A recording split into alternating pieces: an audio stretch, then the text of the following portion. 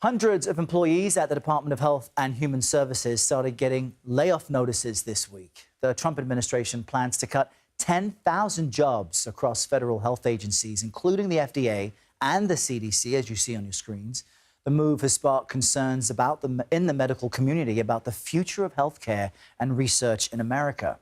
For more on this, we're joined by Dr. Robert Califf. He's the former FDA commissioner who served during the Obama and Biden administrations. Good morning to you, Doctor. Thanks for being with us. I just want to flag to our viewers that right after the announcement of these cuts, you posted that, quote, "The FDA as we know it is finished." How so? Well, what you have are cuts in almost all the leadership. There are only a couple of experienced leaders left. And then very broad cuts across the rest of the agency. If you think about 3,500 people gone with no time to transfer their responsibilities to others, no continuity, very worrisome as to whether the FDA can carry on its duties that protect us in terms of safe drugs and devices and the food supply for this country, which is absolutely essential work.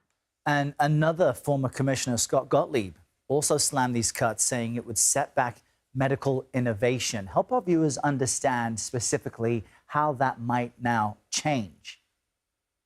Well, there's a lot of potential nuance here, but the basics of it are that developing medical products is a risky business. Most things that even get into human studies don't work.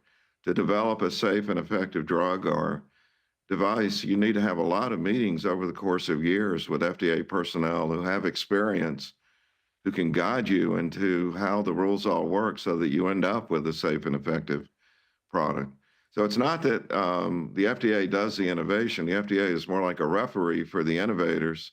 America is full of innovators. We're the envy of the world in the way the system has worked. But if there are no people to do the work, and let me just note, one of the things I'm worried about is that software engineers may think this can all be automated with algorithms. I spent 6 years in Silicon Valley, and I'm far from an expert software engineer, but this is a very human effort that involves experiments done on human beings. You need people to know what they're doing in these jobs. It's an important point that you make. The administration's position, though, is that you've got $1.8 billion a year in savings. Secretary Kennedy says they're working to reverse the chronic disease epidemic. Do you agree with those aims? Well, the savings, $1.8 billion is a lot of money, but obviously the federal budget is huge, and a tiny part of it are these personnel. As for chronic disease, I'm 100% on board. We have a food supply which is safe, but it's not nutritious. We need to fix it.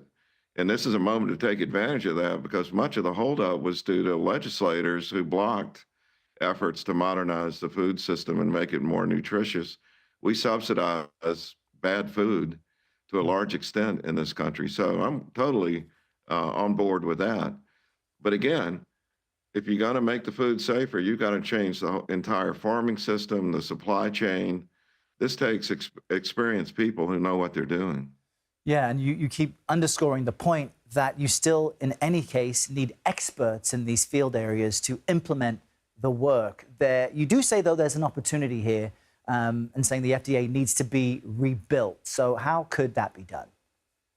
Well, I've widely promoted Humpty Dumpty as the best analogy here. And I think all Americans, I've learned, know the first verse of Humpty Dumpty. All the king's horses, all the king's men couldn't put Humpty Dumpty back together again. But if you go to Wikipedia, you'll find there's a fifth verse where he is put back together.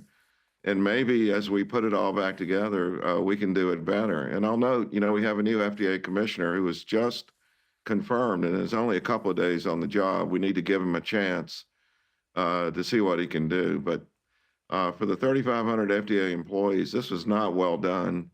The way it happened was almost inhumane, with people lined up at work, unable to get into work because their badges no longer were functional and in sort of public view among the peers who were not laid off. So lots done wrong here, but we got to try to work together to fix the problems. And I'm 100% on board with healthier food.